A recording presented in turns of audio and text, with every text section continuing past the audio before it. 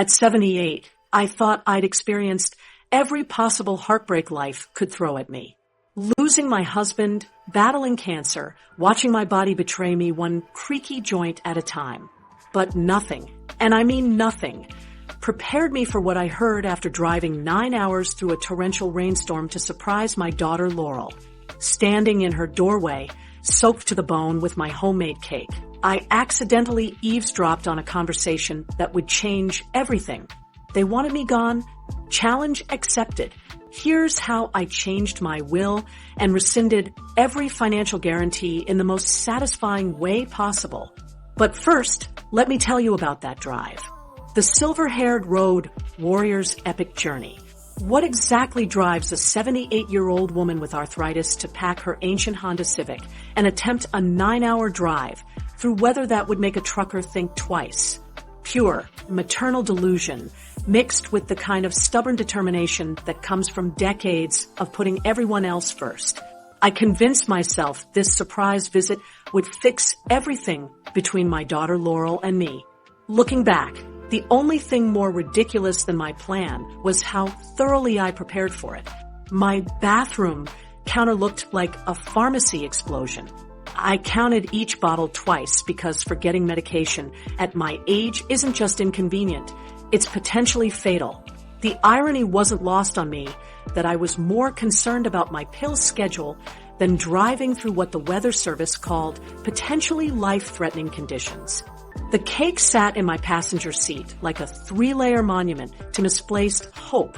Carrot cake with cream cheese frosting and 24 tiny marzipan carrots I'd spent 3 hours making because store-bought decorations weren't good enough for my baby girl's surprise party.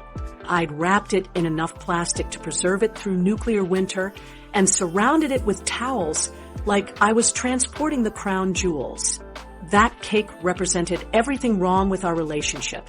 Me trying desperately to buy love with elaborate gestures while she treated my efforts like obligations. My car groaned under the weight of birthday supplies.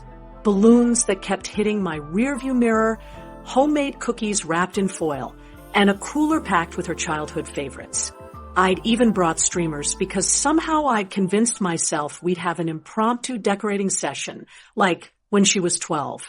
The trunk barely closed, which should have been my first clue that this entire operation was based on fantasy rather than reality. The storm started as light drizzle, but escalated into something torrential by hour 3. Rain pounded my windshield so hard the wipers couldn't keep up. My arthritic hands cramped around the steering wheel as I white-knuckled through hydroplaning that would have terrified a NASCAR driver. Every joint in my body screamed complaints about the hunched driving position, but I kept going because turning back felt like admitting defeat. Pride makes people do incredibly stupid things, and apparently age doesn't cure that particular character flaw. My GPS kept recalculating the route, while I cursed modern technology under my breath. The thing kept directing me through construction zones and traffic that added hours to an already marathon journey. The loneliness hit hardest during those middle hours when the storm was worst and other drivers had the good sense to pull over. I talked to myself constantly, practicing conversations that would never happen. Surprise, sweetheart. I thought we could spend your birthday together like old times. I rehearsed that line until it sounded natural instead of desperate. I imagined her face lighting up, imagined us baking together in her kitchen, imagined finally bridging the gap that had been widening for years. The fantasy conversations were so vivid, I almost convinced myself they were memories. My arthritis medication rattled in the cup holder like a maraca keeping time with my delusions. Every pothole sent shockwaves through joints that had already logged too many miles in life. My left knee swelled until I could barely work the clutch, but stopping meant acknowledging that maybe this whole trip was a mistake. I'd already invested too much time and pain to quit now, which is exactly the kind of sunk cost fallacy that leads to financial ruin and emotional bankruptcy. The radio weather updates grew increasingly dire, with advisories about heavy rain all the way into Connecticut and recommendations to avoid non-essential travel. Apparently, driving through hell to surprise your emotionally distant daughter qualified as non-essential, but I was too committed to the fantasy to listen to reason. I switched stations whenever they mentioned road closures, preferring old country songs about heartbreak to reality updates about my questionable decision-making. Hour 7 brought technical difficulties that would have been comedy gold if they weren't happening to me. The defrost stopped working properly, fogging my windows until I could barely see. My ancient windshield wipers developed a rhythmic squeak that matched my heartbeat. The heat stopped blowing on the driver's side, leaving me half frozen while the passenger side cake stayed perfectly climate controlled.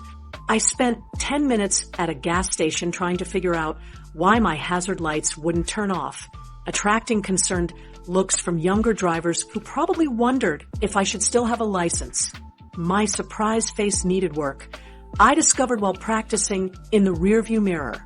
After decades of disappointment, my natural expression had settled into something between resigned sadness and chronic indigestion. I tried for joyful excitement, but achieved something closer to constipated confusion. The gap between how I wanted to appear and how I actually looked perfectly summarized the gap between my expectations for this trip and reality. The final hour crawled by as I rehearsed my entrance speech and tried to ignore the voice in my head suggesting this might not go as planned. I'd driven through literal hell to get here. Surely that effort would count for something. The cake had survived. I'd survived. And we were about to have the kind of mother-daughter moment that would make up for years of growing distance. I pictured us laughing about my dramatic arrival, turning the storm story into family legend. Laurel's house appeared through the rain, like a beacon of hope, windows glowing warm and welcoming. I sat in the driveway for 5 minutes, gathering courage and checking my reflection one more time. My hair looked like I'd been electrocuted, my makeup had migrated south, and my clothes were wrinkled from hours of anxious driving. But I had cake, I had presence, and I had enough maternal optimism to power a small city.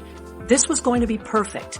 I grabbed the precious cake and ran through the downpour toward her front door, already planning my grand entrance.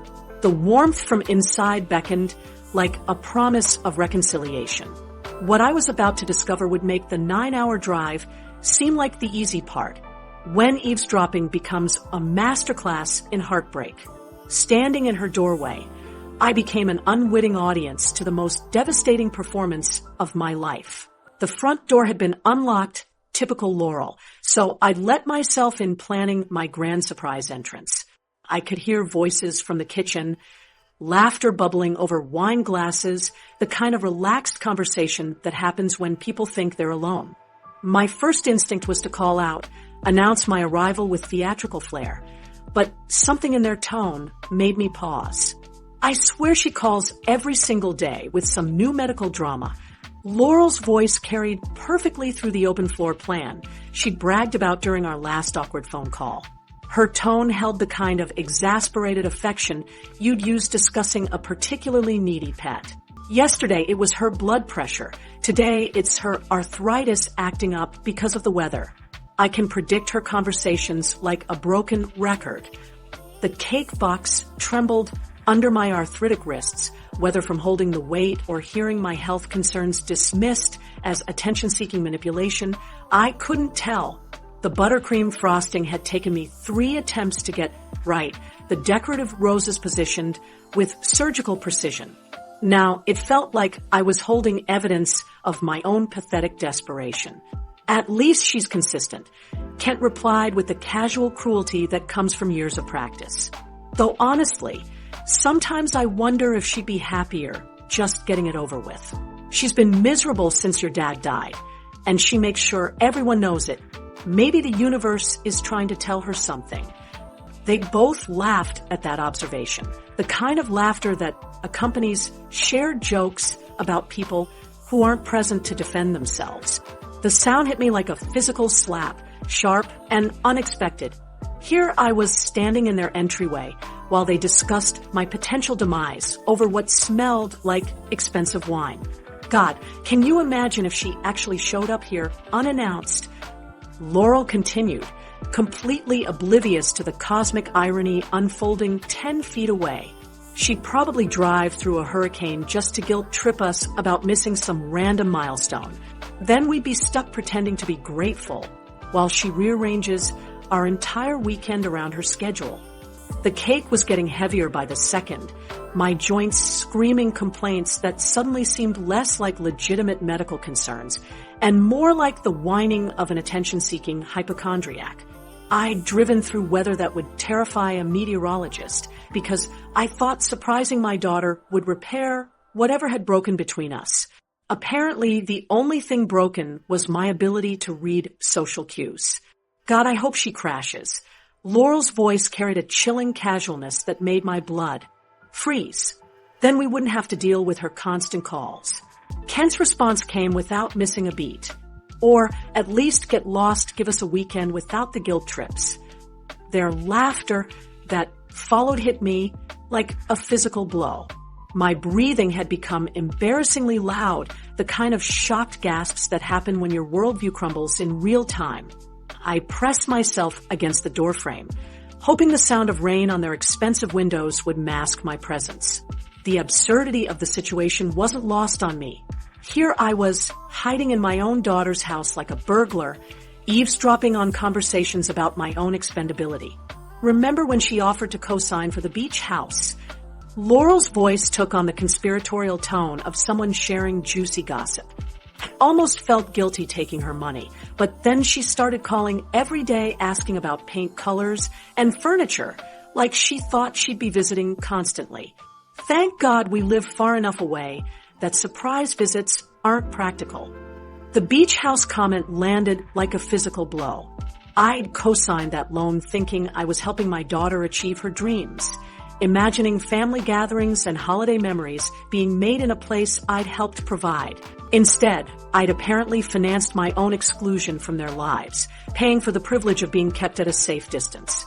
My reflection in their hallway mirror showed exactly what they saw: a soggy old woman clutching a homemade cake like a security blanket, hair plastered to my skull, makeup smeared beyond recognition. I looked like the stereotype of the pathetic widow who couldn't accept that her usefulness had expired along with her husband. The woman in that mirror definitely seemed like someone whose disappearance would be more relief than tragedy. She means well, Laurel added with the kind of patronizing affection reserved for confused elderly relatives. But sometimes I think she forgets we have our own lives now. We can't spend every weekend managing her loneliness just because Dad had the courtesy to die first. The courtesy to die first.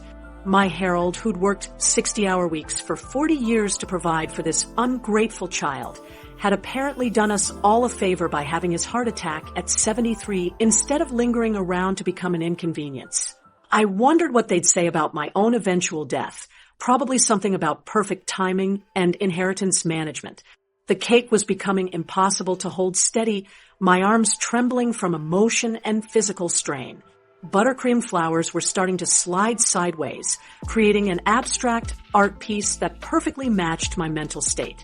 I'd spent 2 days creating this monument to maternal devotion, and it was literally falling apart in my hands while my daughter discussed the hypothetical benefits of my disappearance.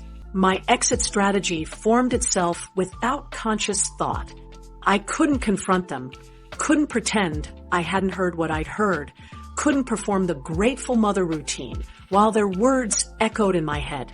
Instead, I backed toward the door with the careful precision of someone defusing a bomb, each step calculated to avoid the creaky floorboard I'd noticed during previous visits. The cake found its final resting place on their granite countertop, positioned perfectly between a bowl of decorative fruit and a stack of unopened mail. 3 layers of carrot perfection with a note that simply read, "Happy birthday, Laurel," in my careful cursive handwriting. Let them figure out how it got there. I drove home through the same storm that had nearly killed me getting there. But somehow the rain felt different now, less like punishment and more like preparation. Something had shifted during those devastating minutes in their doorway, something that would take me a while to fully understand. The woman who'd driven 9 hours through hell to surprise her daughter was gone. What was emerging in her place remained to be seen. The birth of a silver-haired savage. The drive home that same night sparked something I'd never felt before, a cold clarity that cut through 12 years of apologetic existence. The rain still pounded my windshield, but instead of feeling like nature's punishment, it felt like the universe washing away every last trace of my maternal delusions. By the time I reached my driveway, the woman who'd spent 78 years being polite and accommodating had died somewhere on Interstate 95. The shock wore off around mile marker 47, replaced by a fury so pure it surprised me with its precision. I'd been financially supporting people who discussed my potential death over wine and cheese. The absurdity hit me like a revelation. I'd been paying for the privilege of their contempt. These weren't just ungrateful children. They were actively hostile, and I'd been funding their lifestyle while they wished for my disappearance. My bathroom mirror became the first witness to my transformation. Standing there in soggy clothes, mascara streaked down my cheeks, I looked myself in the eye and said what needed saying. Time to take control of your own finances. Bertie. The woman staring back looked less like a pathetic widow and more like someone who'd finally remembered she had power. 40 years of managing household budgets had taught me that money speaks louder than any emotional appeal. Harold and I had stretched every dollar, planned every purchase, negotiated every major financial decision with diplomatic precision. Those skills hadn't disappeared when he died. I'd just been using them to enable people who saw my generosity as weakness. Financial strategy was just household budgeting with better motivation and clearer objectives. My kitchen table transformed into headquarters within hours. Bank statements spread across the surface like battle plans, credit card agreements stacked by importance, loan documents arranged with the methodical precision I'd once used organizing library catalogs. I approached this investigation with the same systematic thoroughness I'd used tracking down obscure research materials for demanding professors. Every signature, every guarantee, every financial entanglement got cataloged and analyzed. The first phone call to my bank produced the patronizing tone that makes elderly women invisible. Mrs. Matthews, are you sure you want to review all these accounts? Perhaps your daughter could help explain the more complex arrangements. The representative's assumption that age equals incompetence sparked something dangerous in my newly awakened mind. I asked for a supervisor, then another, until I reached someone who understood that sweetness doesn't equal stupidity. I needed proper legal advice, so I called Harriet McGill, an estate attorney I'd heard about through my book club. At 78, I wasn't taking chances with amateur guidance. Harriet had the kind of sharp intelligence that cut through emotional fog and focused on legal realities. Bertie, she said after reviewing my situation, you've been more generous than wise. But generosity can be revoked. My research skills kicked into overdrive as I mapped the full scope of my financial involvement. Credit cards where I was listed as guarantor for their kitchen renovation, car loans backed by my pristine credit history, the beach house mortgage that required my signature because their income couldn't qualify them for that much debt. They'd built their entire lifestyle on my financial foundation while treating me like an unwelcome house guest in their success story. The numbers painted a devastating picture. Over 5 years, I'd co-signed or guaranteed nearly $300,000 in debt for people who couldn't afford Christmas visits. They'd leveraged my excellent credit rating to finance vacations to places I'd only seen in magazines. Meanwhile, I'd been eating generic cereal and skipping dental cleanings to afford birthday checks that bought temporary tolerance. Banking relationships that had seemed permanent suddenly revealed themselves as voluntary arrangements I could modify or terminate. The beach house mortgage, their renovated kitchen, the luxury cars they drove to jobs that apparently didn't support their lifestyle, all built on my signature and my willingness to enable their financial overreach. My first strategic move required courage that built slowly like confidence in reverse.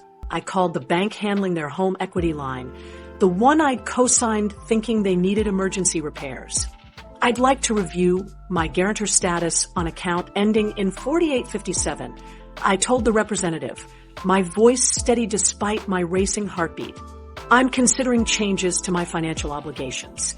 The bank representative's tone shifted when she pulled up the account details. My credit score commanded more respect than my age had suggested. Mrs. Matthews, you're listed as primary guarantor on a significant credit line. Any changes would require 30 days notice and could affect the borrower's access to funds. Perfect. That was exactly the kind of effect I wanted. Financial institutions suddenly treated me like the valuable customer I'd always been once they realized I wasn't some confused elderly woman. My credit history read like a fairy tale. 40 years of perfect payments, 0 late fees, the kind of reliability banks dream about. I'd been their ideal customer, while my family treated me like their personal ATM with an expiration date. The withdrawal letters took 3 drafts to perfect, each revision removing emotion and adding legal precision. Please be advised that I am exercising my right to terminate my guarantor status on the following accounts effective 30 days from receipt of this notice. Cold, professional, devastating. No explanation beyond legal requirements, no emotional justifications they could argue against. That first certified letter felt like opening a chess game where I finally understood the rules. Laurel and Kent had been playing checkers with my emotions while I'd been holding chess master-level financial power. The game was about to change dramatically, and I was finally playing to win. But as I sealed that envelope, I realized I'd only scratched the surface. The question that kept me awake that night was simple but terrifying. Exactly how deep did this financial manipulation go? The great financial excavation project. My kitchen table became crime scene central as I spread bank statements across the surface like evidence in a murder investigation. Every document told a story I hadn't known I was part of. Every signature revealed another layer of deception, so elaborate it would make a con artist weep with admiration. What started as simple fact-finding turned into archaeological excavation of my own financial grave. The first credit card statement made my reading glasses fog up from shock. Laurel's name as primary cardholder, my name as guarantor on a line of credit worth $25,000. I remembered signing something about helping with kitchen renovations, but somehow that modest home improvement project had evolved into a financial weapon of mass destruction. The second card appeared buried in a stack of documents I'd signed without reading properly. Another $20,000 limit with my name guaranteeing every swipe. The third card pushed my total exposure to $75,000 of potential debt for people who discussed my death like weekend plans. I started keeping notes in a spiral notebook, like I was preparing for the final exam in advanced financial betrayal. The personal loan discovery nearly required smelling salts.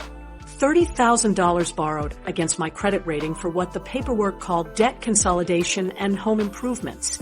The irony wasn't lost on me that they'd borrowed money to pay off other money they'd borrowed using my name as their golden ticket to financial institutions.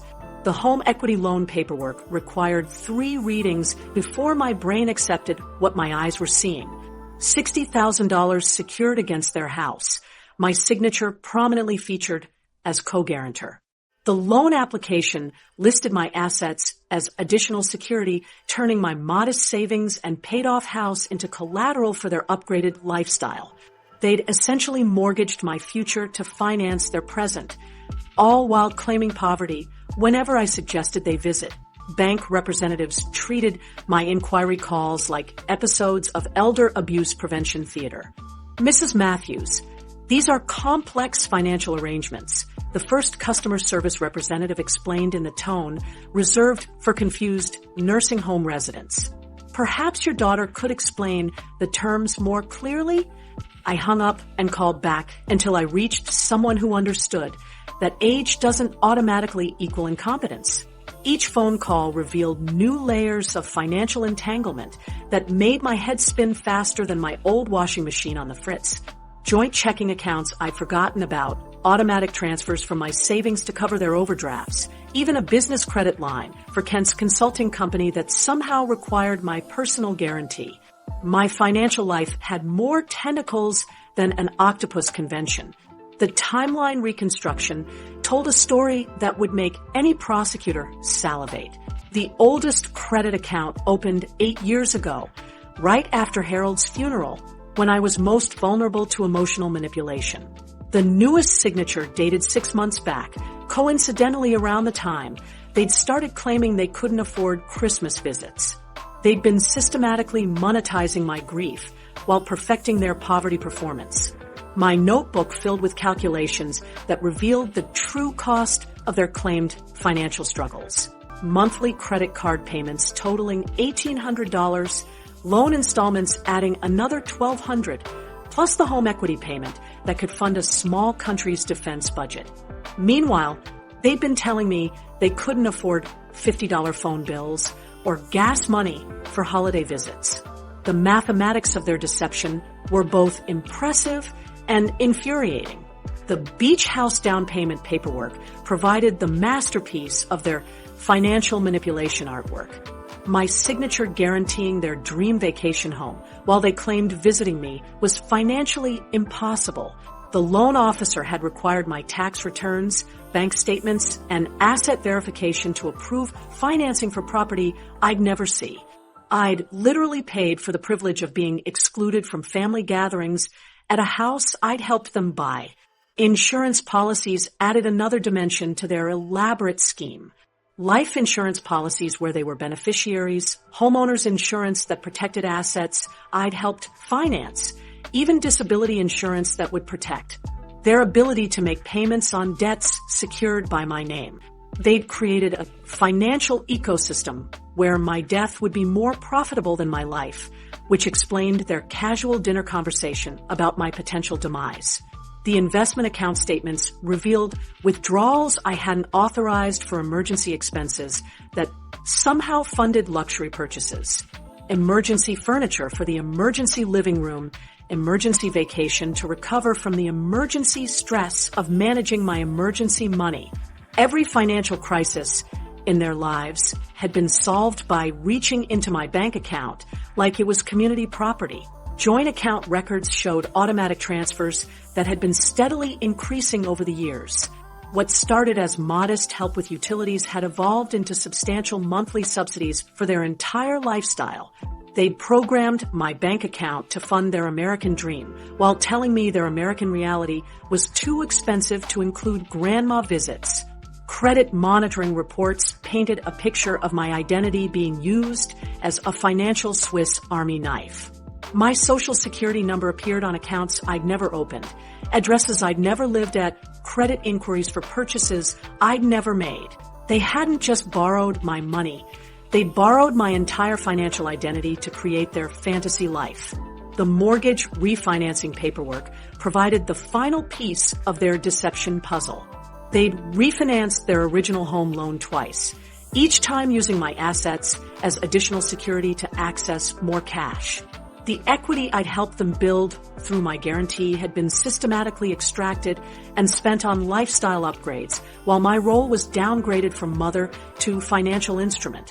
The total financial exposure made my arthritis medication seem like a recreational drug compared to the shock I needed to process these numbers. Over $200,000 in direct liability, another $100,000 in indirect guarantees, plus my home and savings pledged as security for their lifestyle choices. They'd been living like millionaires on my retired librarian budget, while treating me like a financial ATM with an attitude problem. My spiral notebook became a war manual as I documented every signature, every guarantee, every financial entanglement they'd created using my name. The evidence painted a picture of systematic financial elder abuse disguised as family assistance. They hadn't just taken my money, they'd weaponized my love and turned my generosity into their personal bank. The investigation was complete, the evidence overwhelming, and my resolve absolute. Now came Operation the delicate Arthritis work medication. of dismantling Revenge everything they served built cold. on my foundation. The Execution required the same methodical precision I once used to plan Thanksgiving dinners for 20 people, except instead of coordinating side dishes and seating arrangements, I was orchestrating the systematic removal of my financial support from people who treated my generosity like an inheritance they'd already earned. The process demanded strategic thinking that would make a chess master jealous, and the emotional detachment of a surgeon removing infected tissue. My first call went to Harriet McGill, the most ruthless estate attorney in 3 counties who charged enough per hour to make my pension fund weep. Her office overlooked the harbor with furniture deliberately designed to prevent comfortable lingering, which suited my newly discovered appreciation for efficiency over pleasantries. When I explained my situation with the clinical precision of someone reciting a grocery list, she took notes without flinching even during the parts about my family's casual death wishes. "I've been waiting years for you to say those words," Harriet said after I finished recounting the entire sequence of events. Her directness impressed me more than warmth ever could have. The consultation revealed layers of legal complexity I hadn't considered during my initial fury phase. Removing financial guarantees required specific procedures and carefully worded documentation to avoid potential lawsuits from family members who might claim I'd violated verbal agreements. Banking law requires 30 days notice for guarantee withdrawals, which gave me exactly 1 month to prepare for the financial earthquake I was about to trigger. The timeline felt perfect, like scheduling a controlled demolition where you get to watch the building collapse from a safe distance. I spent those weeks imagining Laurel's face when her credit cards started declining at checkout counters across town. The legal documents required more signatures than a mortgage closing, each page representing another severed financial connection. Joint checking accounts closed with surgical precision, automatic transfers terminated with the finality of pulling life support, credit card guarantees revoked with the satisfaction of returning defective merchandise. My hand cramped from signing my name so many times, but each signature felt like erasing another mistake in judgment. Harriet's banking law partner handled the technical aspects with military efficiency that impressed even my librarian sensibilities. Letters to mortgage companies, notifications to credit card issuers, formal revocations of personal guarantees, all crafted with language so precise it could serve as poetry for people who appreciate financial devastation. The paperwork trail would leave no room for misinterpretation or negotiation. The professionals consistently underestimated my strategic capabilities based on my appearance, which provided endless entertainment during our meetings. One bank representative actually asked if I understood the implications of removing myself from my daughter's accounts, as if my white hair indicated brain damage rather than life experience. I smiled sweetly while explaining that I understood perfectly, thank you very much, and perhaps he should focus on processing my requests rather than questioning my mental capacity. My approach to this financial disengagement followed the same organizational principles I'd used for decades of holiday meal coordination. Every detail planned in advance, backup strategies prepared for potential complications, timing calculated for maximum impact with minimum personal exposure. The difference was that instead of orchestrating family harmony, I was engineering family financial chaos with the precision of a Swiss watchmaker. The satisfaction mixed uncomfortably with lingering maternal guilt as I pictured their reactions to the first declined credit card transaction. Would Laurel understand immediately that her financial foundation had crumbled, or would she assume some banking error had temporarily disrupted her lifestyle? The anticipation felt like waiting for Christmas morning as a child, except instead of wondering about presents, I was wondering about panic attacks. Each legal document signing ceremony carried the weight of a Declaration of Independence, complete with witnesses, and notarized statements that would stand up in court if my family attempted legal challenges. The papers represented more than financial disengagement. They symbolized my evolution from enabler to enforcer of consequences. My signature had power I'd never fully appreciated until I started using it as a weapon. The attorneys seemed genuinely impressed by my thoroughness in documenting every financial entanglement, commenting that most clients their age lacked such detailed record-keeping abilities. Their surprise at my organizational skills would have been insulting if it weren't so useful for insuring. They took my instructions seriously. Age apparently comes with the superpower of being underestimated by younger professionals who mistake gray hair for cognitive decline. Banking institutions responded to my withdrawal requests with mechanical precision. Credit limits evaporated overnight. Loan terms underwent immediate review, and account privileges disappeared faster than my enthusiasm for family gatherings. The efficiency impressed me almost as much as the potential chaos it would create for my unsuspecting beneficiaries.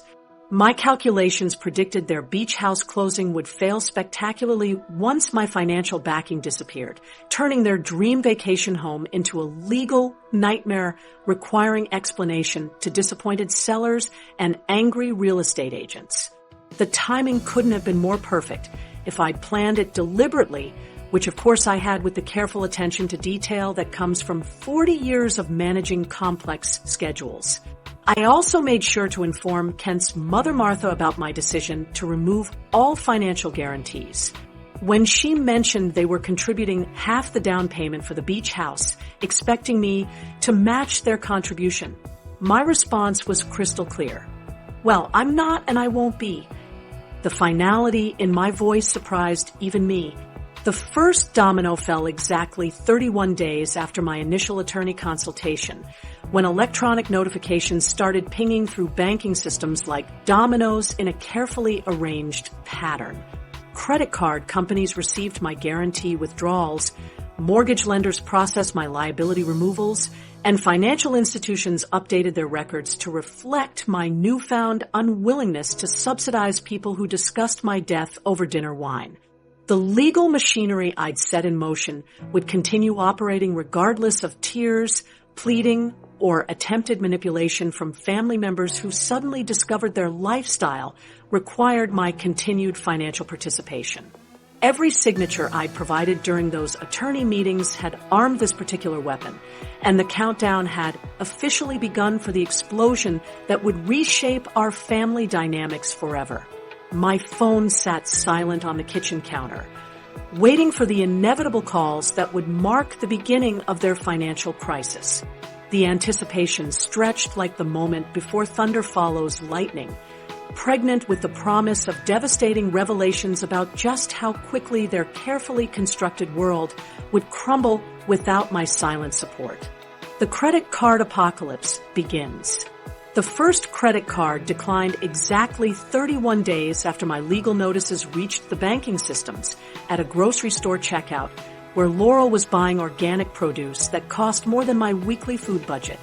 The cashier's apologetic explanation about insufficient credit triggered what I imagined was her first moment of genuine confusion since discovering boys in high school. She probably assumed some computer glitch had temporarily disrupted her financial universe, the same way she'd assumed my feelings were temporarily hurt rather than permanently damaged by her dinner conversation.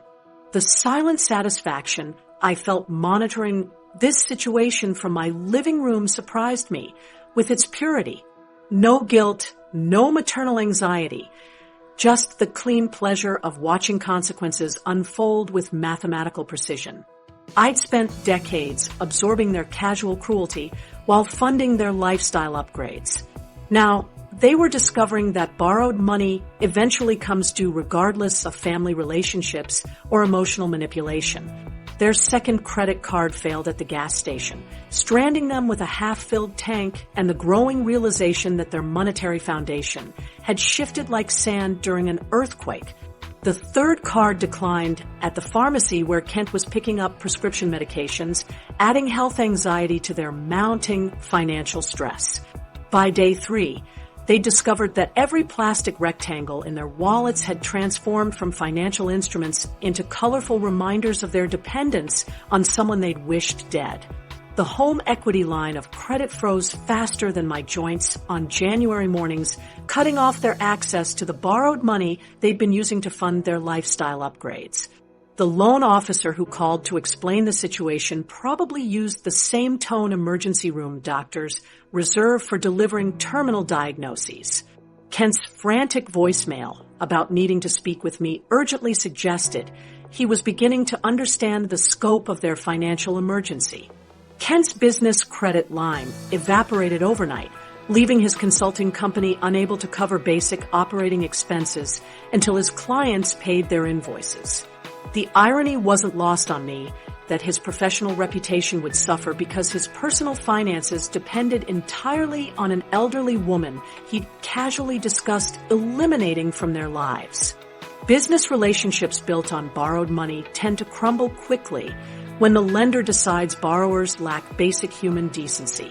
My sister Ruth called Tuesday afternoon with barely contained amusement, reporting that Laurel had contacted her asking for my whereabouts and emotional state. Apparently, my daughter was concerned about my mental health, wondering if I'd suffered some sort of breakdown that explained my sudden financial unavailability. Ruth's description of Laurel's panic-induced rambling provided entertainment value that almost compensated for decades of holiday disappointments. The neighbors started receiving desperate phone calls by Wednesday, with Laurel reaching out to anyone who might have recent contact information or insights into my sudden communication blackout. Mrs. Peterson from across the street knocked on my door Thursday morning, explaining that my daughter seemed very worried about my well-being and wanted to make sure I was eating properly. The concern about my nutrition struck me as particularly rich coming from someone who'd recently discussed the benefits of my permanent absence. Their mortgage company sent notification letters about reviewing the loan terms following changes in guarantor status, adding housing insecurity to their growing list of financial catastrophes.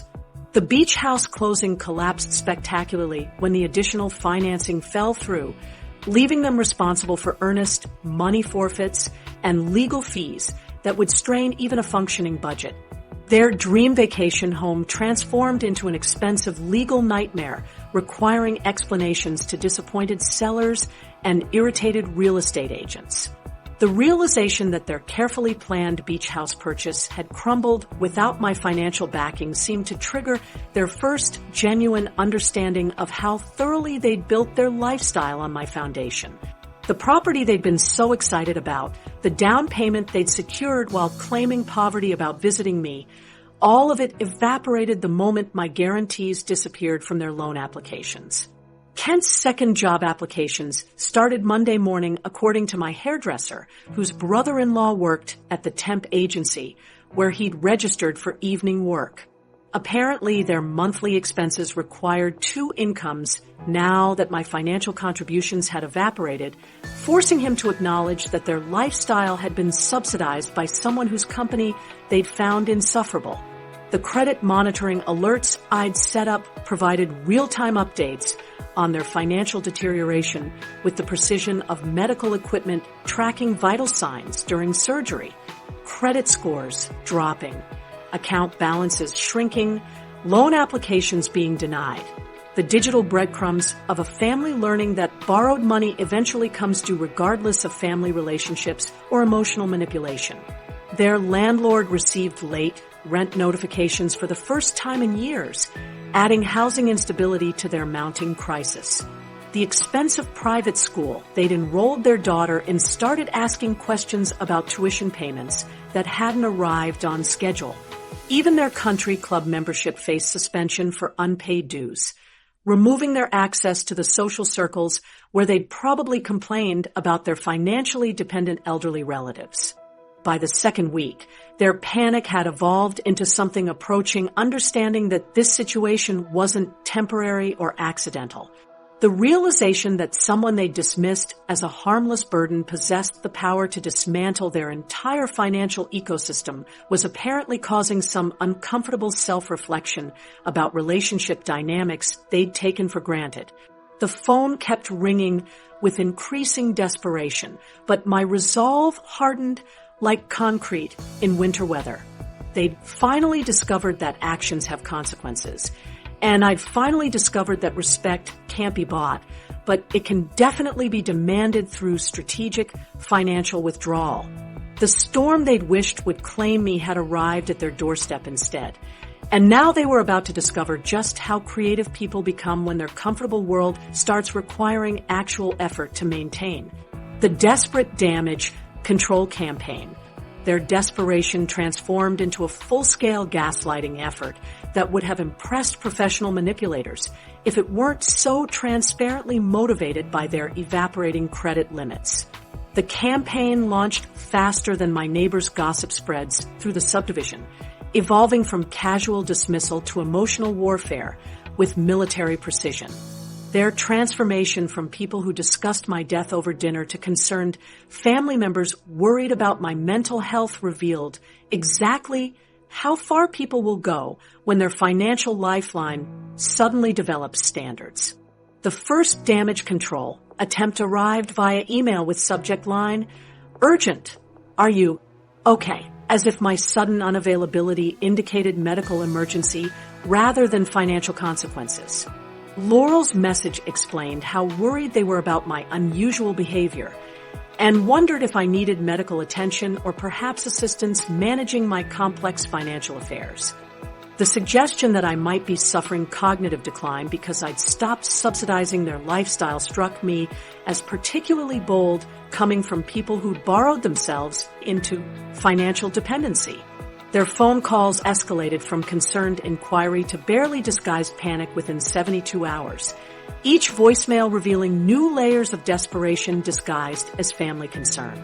Kent's carefully rehearsed message about how much they missed our regular conversations and wanted to make sure everything was all right with Mom contained the kind of artificial emotion typically reserved for customer service training videos.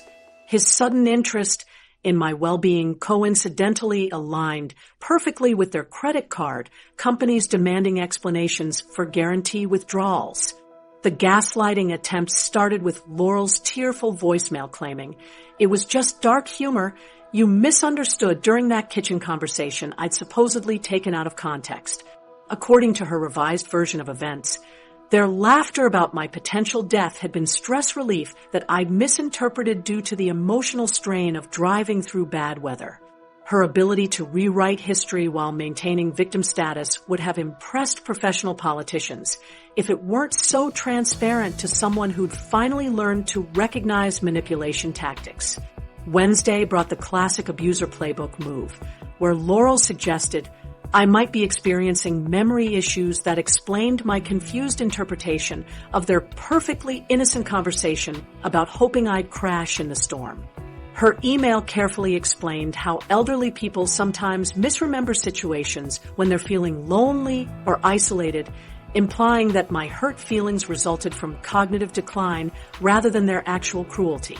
The medical gaslighting added another layer to their damage control strategy that would have been impressive if it weren't so predictable. Extended family members started receiving recruitment calls as Laurel and Kent expanded their manipulation network to include anyone who might influence my decision-making process. My sister Ruth called laughing about Laurel's dramatic performance, describing my sudden personality change and requesting intervention from concerned relatives who understood my fragile emotional state. The irony of seeking help from family members they'd previously ignored wasn't lost on anyone except apparently Laurel and Kent themselves. Kent's mother, Martha, received similar calls expressing grave concern about my mental health and social withdrawal, suggesting that depression might be affecting my judgment about important family financial matters. Martha's confused phone call to me revealed their transparent attempt to recruit family support for their narrative, which would have been touching if it weren't so obviously motivated by their monthly payment obligations. The desperation required to manipulate elderly relatives into questioning my mental capacity indicated their financial panic had reached truly impressive levels. The manipulation tactics evolved into increasingly sophisticated psychological warfare by week 3, with Laurel sending handwritten letters that read like hostage negotiations conducted through greeting card sentiment. Her carefully crafted messages combined medical concern, financial confusion, and emotional manipulation with the precision of someone who'd studied advanced gaslighting techniques through online tutorials. Each letter attempted to establish alternative explanations for my behavior that absolved them of responsibility while positioning me as the unreasonable party.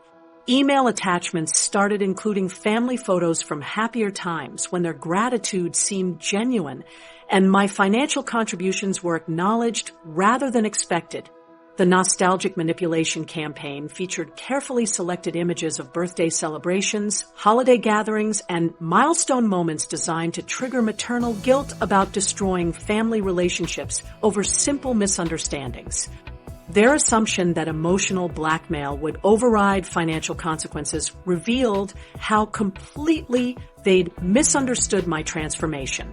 Even my attorney Harriet received calls from their lawyer suggesting I might benefit from financial management assistance due to concerns about my recent erratic decision-making patterns. Their legal intimidation tactic backfired spectacularly when Harriet called their bluff with documentation proving my mental competency and financial authority. The attempt to use legal pressure revealed they were willing to publicly question my sanity to restore access to my bank account.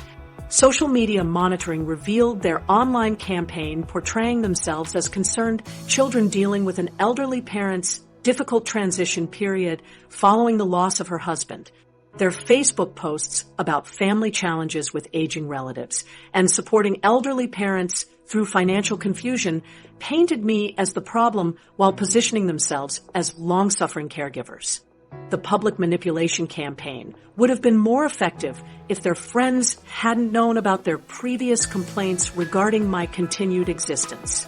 Each manipulation attempt revealed deeper layers of their desperation, while simultaneously proving they still viewed me as someone whose emotions could be weaponized against my own interests. Their inability to accept responsibility for the consequences of their cruelty demonstrated exactly why those consequences had become necessary. The sweet grandmother they dismissed as a financial resource had been permanently replaced by someone who recognized manipulation tactics and refused to be gaslit into subsidizing her own abuse. Their damage control campaign ultimately accomplished the opposite of its intended goal, providing additional evidence that their concern was entirely financial rather than familial. Every desperate message, every recruited intermediary, every manipulation attempt confirmed that I'd made the right decision in choosing self-respect over family harmony purchased through financial exploitation. But their most elaborate schemes were about to collide with the harsh reality that some dreams require more than manipulation and burn to survive. The beach house closing scheduled for next month became the epicenter of Laurel and Kent's financial earthquake, transforming their dream vacation home into a monument to consequences they never saw coming. The property represented everything wrong with their relationship priorities. A luxury purchase funded by someone whose company they found insufferable, financed through manipulation disguised as family assistance. The real estate agent called Tuesday morning with the kind of urgency typically reserved for medical emergencies, explaining that their mortgage pre-approval had been revoked following changes in guarantor status. Laurel's frantic explanation about temporary family misunderstandings fell on deaf ears trained to recognize financial instability regardless of creative explanations. The lending institution had received my guarantee withdrawal notification and responded with automated protocols that ignored emotional appeals about dream homes and family harmony. Kent's father got dragged into the financial chaos when the mortgage company started asking uncomfortable questions about the down payment structure they'd arranged. Apparently, the elder Kent had promised partial funding based on my continued financial backing, creating a generational dependency chain that collapsed faster than a house of cards in a tornado.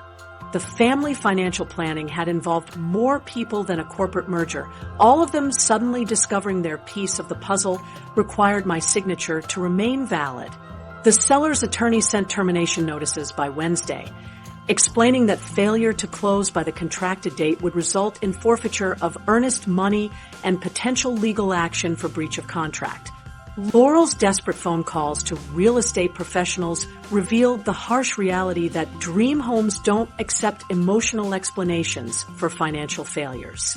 The property would return to market within days, available to buyers who could actually afford their aspirations without depending on elderly relatives they treated like ATMs. Their single attempt at alternative financing revealed just how deeply they'd relied on my signature. Kent contacted hard money lenders who specialized in desperate borrowers, but even those predatory institutions required income verification that his consulting business couldn't provide. The harsh reality was that their entire financial structure had been built on borrowed credibility, and without my backing, they couldn't qualify for a loan to buy a used car, much less beachfront property. The negotiation attempts escalated from subtle manipulation to outright begging faster than my arthritis flares up during weather changes. Laurel's email offering to pay me back gradually if I'd restored just enough financial backing to save the closing demonstrated mathematical skills that would impress circus performers. Her calculations assumed I'd accept monthly payments of $50 against obligations exceeding $30,000, apparently believing maternal love included infinite patience with impossible payment plans. Kent's personal appeal through my neighbor Mrs. Peterson revealed desperation, so profound it bordered on performance art. His message about how the beach house represented their children's future happiness and family stability carefully ignored the fact that they'd built these dreams on financial foundations belonging to someone whose presence they deemed expendable. The irony of seeking emotional manipulation from someone they'd wished dead wasn't lost on anyone except apparently Kent himself. The domino effects spread through their extended financial network like ripples from a stone thrown into calm water. Kent's business partners started asking pointed questions about the consulting company's credit line backed by residential property that no longer existed as collateral. Their children's private school inquired about tuition payment delays that coincidentally aligned with their parents' real estate disaster.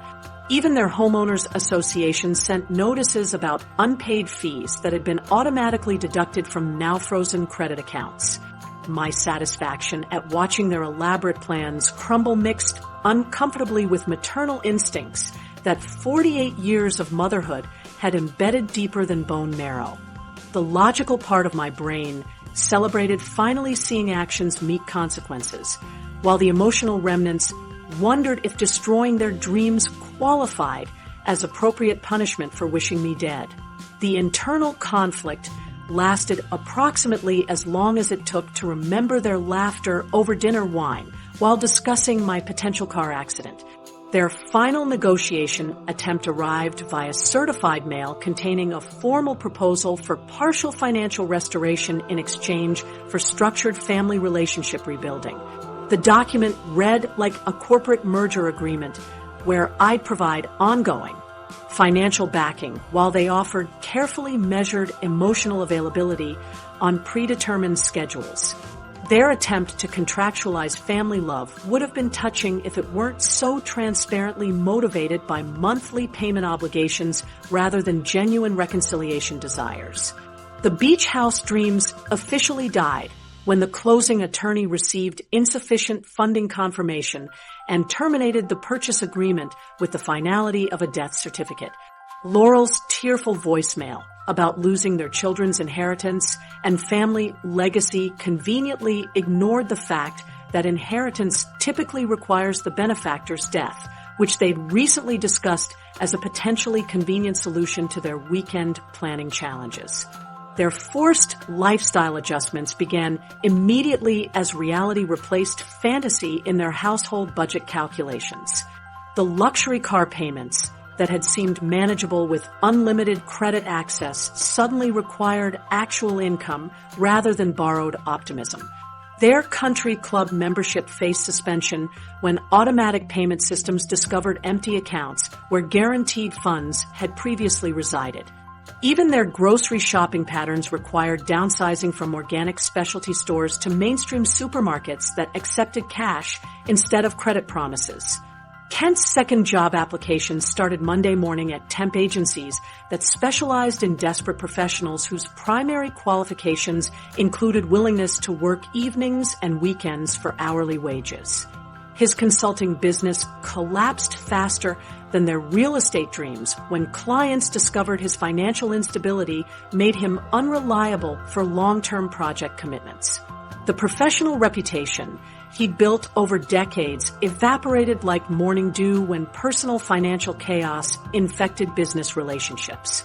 The complete destruction of their elaborate financial architecture revealed just how extensively they'd mortgaged their future against my continued enablement. Credit cards maxed out, loans defaulting, contracts failing. Their entire lifestyle had been constructed on borrowed time and someone else's credit rating. The house of cards they built using my signature had finally encountered the wind of consequences, leaving behind only expensive debris and hard-earned wisdom about treating family members like human beings rather than financial instruments. But watching their world crumble wasn't bringing me the satisfaction I'd expected. Instead, it was forcing me to confront a question I'd been avoiding. What happens when the dust settles and you're left standing in the wreckage of relationships that might still be worth saving? The reckoning when actions meet consequences. The phone finally rang on a Tuesday morning 3 weeks after their financial world collapsed. Laurel's voice smaller than I'd heard since she was 7 and broke my favorite vase. The desperation had worn down her usual confident tone into something that sounded almost like the daughter I remembered before money became our primary language. She asked if we could talk, really talk, not about credit cards or mortgage payments, but about everything that had gone wrong between us. I agreed to meet at the coffee shop downtown, where she'd once brought report cards for my approval and college application essays for my proofreading. The neutral territory felt safer than either of our homes, places where too many financial conversations had poisoned the atmosphere with resentment and manipulation. She arrived looking thinner than I remembered, stress lines etched around her, eyes like someone who'd been sleeping poorly for weeks while calculating monthly expenses on inadequate income. The conversation started with apologies that sounded rehearsed until tears made them real. Laurel explained how the financial pressure had forced her to examine their treatment of me with uncomfortable honesty, how Kent's second job at the shipping warehouse had given them both time to think about what they'd lost beyond credit limits and vacation homes. She acknowledged dismissing my calls as interruptions rather than connections with someone who loved them, admitted hearing themselves wish for my death had forced them to confront how cruel they'd become. My response surprised both of us with its measured calmness instead of the explosion of hurt she'd probably expected. I explained how their dinner conversation had crystallized years of growing distance into a moment of devastating clarity, how hearing them laugh about my potential death had felt like discovering your favorite restaurant had been serving you poison while charging premium prices. The financial consequences weren't revenge. I told her they were simply me refusing to subsidize people who wished I didn't exist. She cried then, real tears that soaked through the paper napkins and left mascara streaks down cheeks that reminded me of her teenage heartbreaks over boys who didn't deserve her attention.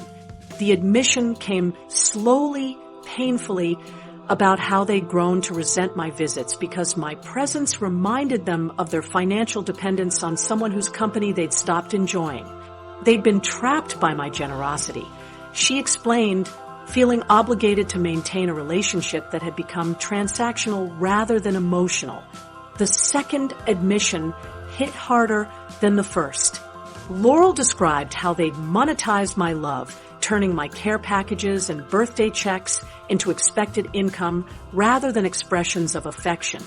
My financial support had become so routine, they'd stopped seeing it as generosity and started treating it like inheritance payments they'd already earned.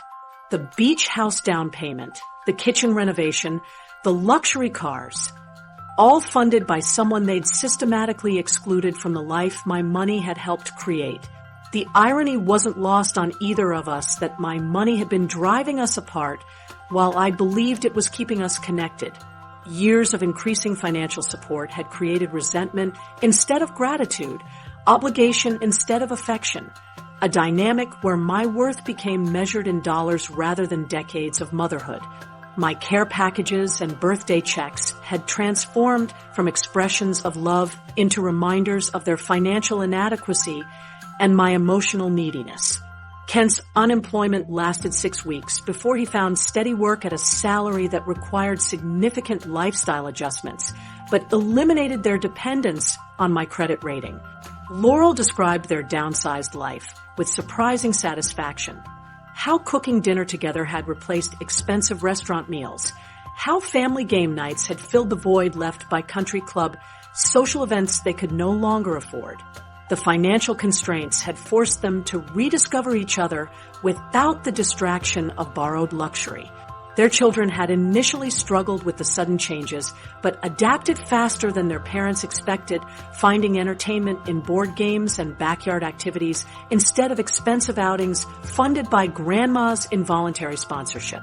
Laurel laughed through her tears, describing her daughter's pride in earning money for school supplies through neighborhood pet-sitting jobs, developing work ethic that years of financial abundance had never taught her. The conversation shifted when Laurel asked what would be required for rebuilding our relationship on terms that didn't involve financial manipulation or emotional obligation. I surprised myself by having clear answers, boundaries I'd apparently been formulating during weeks of silence while they panicked about credit card payments. Regular communication would be genuine rather than dutiful. Visits would be planned together rather than surprise attacks designed to generate gratitude. And respect would be demonstrated through actions rather than purchased through financial support. My newfound confidence in articulating needs instead of just providing for everyone else's needs felt like discovering muscles I'd forgotten I possessed. Decades of putting their comfort before my own dignity had created relationship patterns that benefited them while diminishing me, turning motherhood into a performance art piece where applause required increasingly expensive tickets. The financial crisis had forced honesty that years of enabling had prevented. Laurel's willingness to accept responsibility for their treatment of me marked a turning point in our conversation, moving beyond explanations into territory where actual change might be possible. She acknowledged how they'd taken my financial support for granted while treating my emotional needs like burdens, how they'd built their lifestyle on my credit while excluding me from the life it funded. The admission required courage that impressed me almost as much as it relieved me. The possibility of forgiveness emerged gradually as we talked through decades of accumulated resentment and misunderstanding. My anger remained justified, but no longer felt consuming, replaced by cautious hope that we might build something better on the ruins of our previous dysfunction.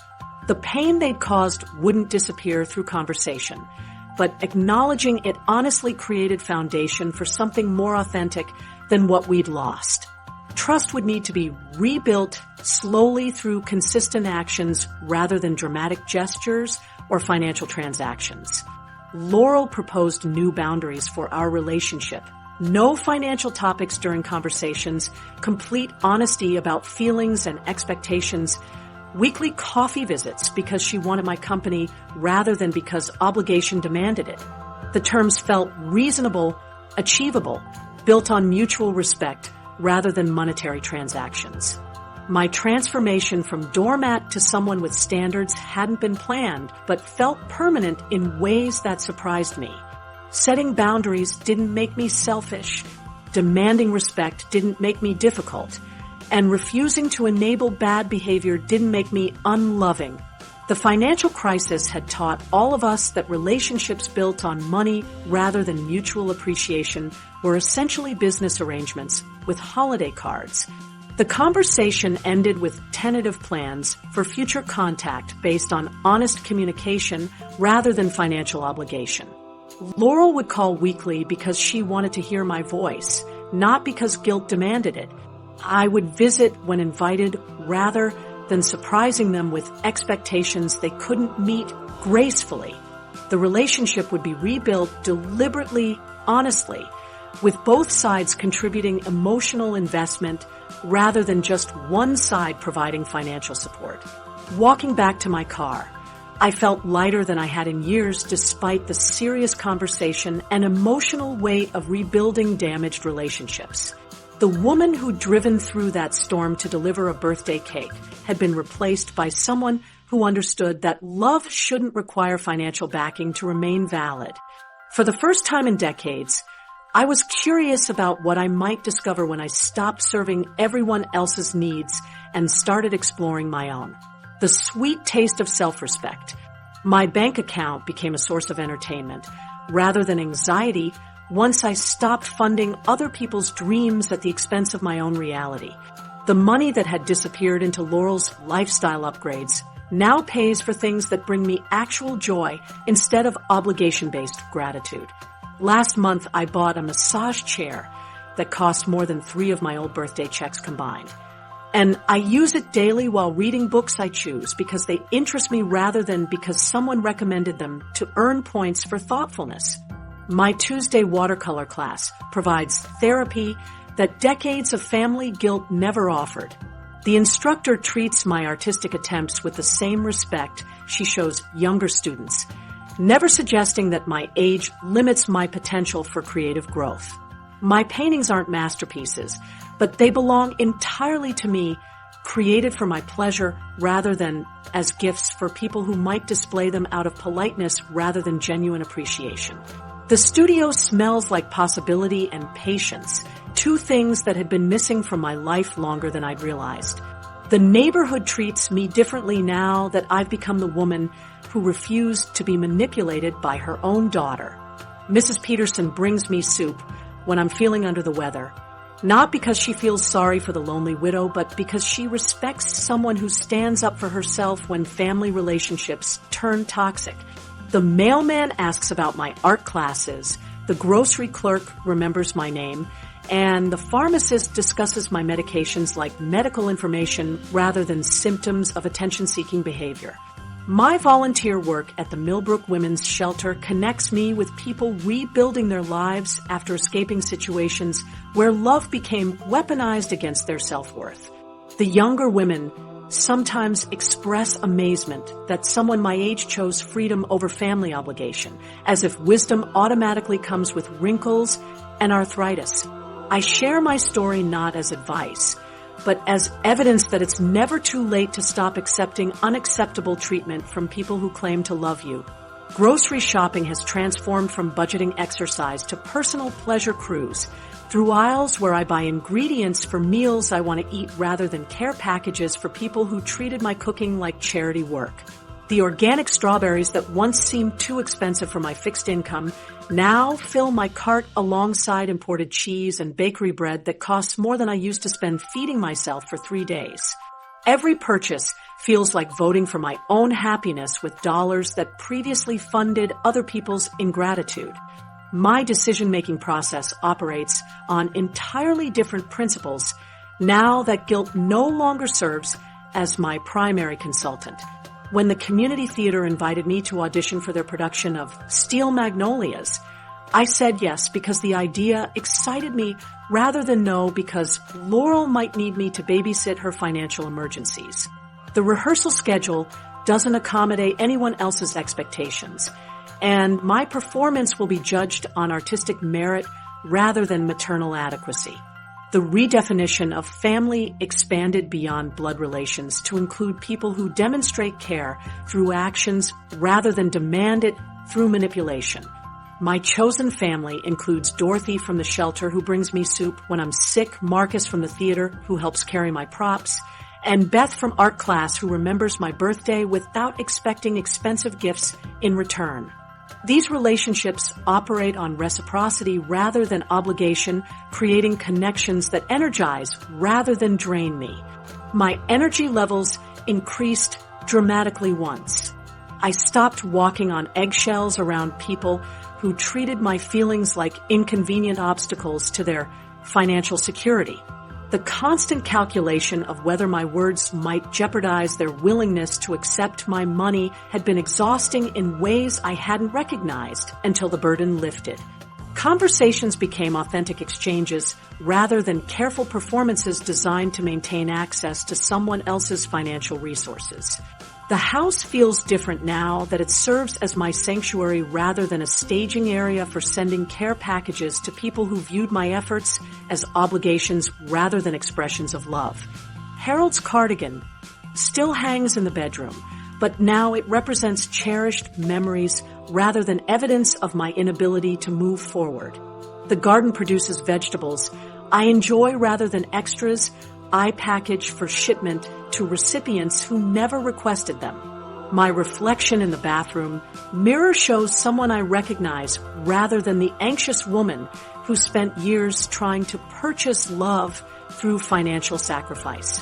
The face looking back has lines earned through genuine laughter rather than stress wrinkles from walking on eggshells around ungrateful relatives. My posture improved once I stopped carrying the weight of other people's financial problems on shoulders that already handled enough arthritis without adding emotional burdens. The worst day of my life taught me that rock bottom provides solid foundation for building something better.